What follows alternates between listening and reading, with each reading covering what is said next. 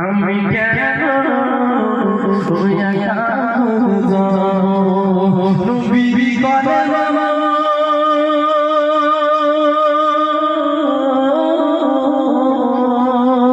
নবী করে বাবা সঙ্গে সাথী নামাজ হবে গোয়ের বাতি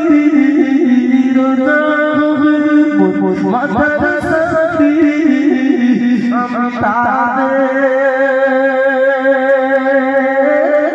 তাদের সাথে রব আমি কেন আমি কেন আমি কেন